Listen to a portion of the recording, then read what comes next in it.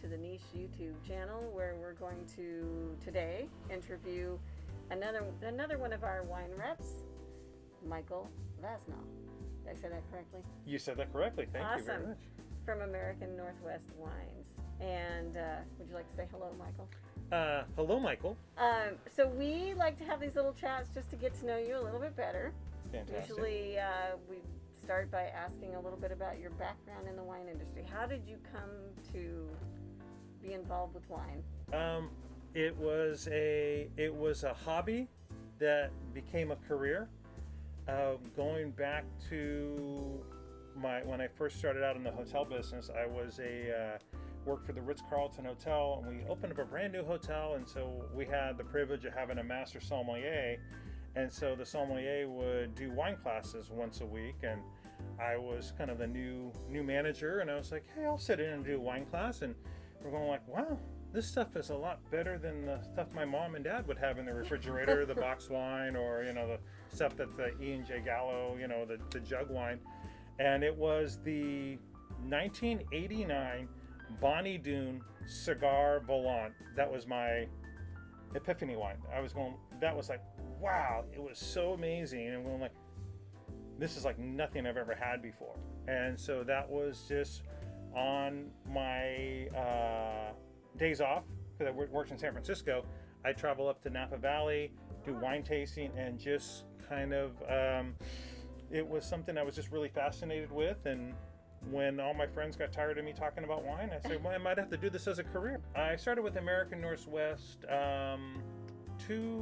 almost about two and a half years ago. So have you been coming to see us that long? I have been coming to see you religiously. Wow. Every Wednesday, Tuesday, weekly for, what's that? Is that 120 weeks? I don't know. But no. Time flies. I had no idea it'd been that long. Yeah.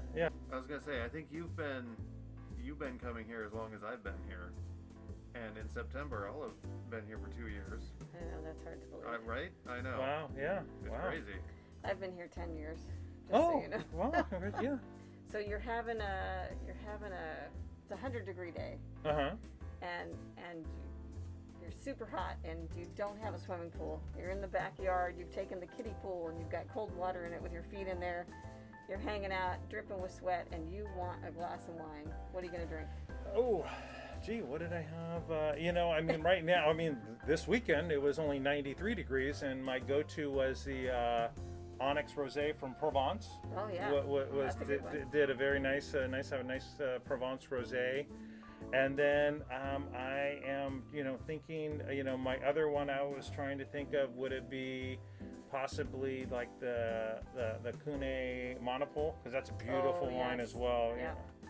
Verdejo. It's just like, it kind of like bright, crisp, white wine just kind of quenches the palate. And so it was like, those would be the go-to. Like I said, the Onyx was my go-to wine on the patio last weekend. You didn't have to put your feet in cold water, though. I didn't have to put my feet in cold water, no. And then, but he's like, I have so much rosé that I just poured we just on my poured, feet, and it was a bathtub full of champagne, and then when the champagne was chilling, then we drink rosé on the patio. What would be in the cellar right now that I'd want to share that'd be really geeky? Wow, it's so funny because. Long story short, when I used to be a floor sommelier, people would always ask me, so what do you have in your cellar? Everybody asked me, what's in your cellar? I said, it's mostly, California Cabernet, because I lived in California, and maybe some Bordeaux. And they go, no Pinot Noir, no Burgundy? No, we drink them all too fast. They don't they don't last in the cellar. So they wouldn't last in the cellar. So that was always funny and that's always my go-to would be Pinot Noir. Obviously, if I could pick any wine, I would probably maybe go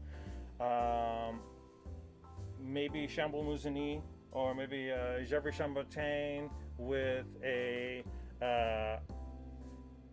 wild king salmon on the barbecue, kind of slowly, kind of smoked, and I think that would be my ultimate. If I'd bring friends over, because I kind of that's like my go-to kind of recipe. Getting the salmon, I put a like a little bit of like a brown sugar and orange glaze on it. Put it in the barbecue, kind of almost let it smoke. And then I just love Pinot Noir. I mean, if it's not Oregon Pinot Noir, I mean, if I could pick anything, I think I'd love to go French Burgundy. Yeah. The craziest job I have ever done was working, covering graveyard or overnight room service shifts in a hotel. That would be a whole nother episode on. Gee, Michael, good stories. How did people open the door at 2:00 in the morning or 1:30 in the morning? So yeah, that would probably be kind of the craziest thing. It's like, yeah, kids, don't do this. These are not the jobs you want to do. Yeah. So. Hey Fred, you get to go up to room 72 tomorrow. Yeah, 72 tomorrow. Yeah. Mr. Johnson, yeah, he forgot his bathrobe. Yeah, he forgot the bathrobe tied. Yes, and we're in this city. There are certain things that the concierge does not do. Yeah, the concierge does not do. I mean, so it was like, yeah. So it was that was probably some an aspect of the job. Was like that was kind of like crazy. And did you meet anybody famous? Yeah, I met a lot of people, a lot of famous people doing, that was probably the most fun, meeting the famous people. Met the Rolling Stones, actually rode on an elevator with Keith Richards and his dad. And Keith Richards, he looks like he just woke up. All the time. All the time. It's like in the elevator, just like that. And his dad was really funny. He didn't know you were in the elevator, did he? He didn't know we were in an elevator. He was just like, well, the walls are coming in. The walls are coming in. Why is the floor? Oh, where's the floor, right? And so, that was kind of fun. Met Mikhail Gorbachev. That was was right when the walls were coming down, and he was doing a speech in San Francisco at the Ritz-Carlton. So I met him. That might be the most world-renowned person. Met everybody from band from U2 like twice. Robin Williams. Sat around and watched World Cup soccer with Antonio Banderas. And wow. So that'd be kind of fun. So yeah, so some good stuff. Robert Mondavi, Julia Child, some food and wine icons as well. Julia Child, that would have been good. Yeah. So. Yeah, I think if I met Mikhail Gorbachev, I probably would have wanted to try and touch that birthday. Hey, let me get that little spot. Yeah. and it was funny because he was actually he was very, very short. He's like maybe not 5'2". A tall man, Not a tall man. I can still talk about wine and sometimes get paid for it. Sometimes get paid for it. Thanks for allowing us to interview you, and it was my pleasure. We'll talk with you soon. Perfect. I'll see you next week.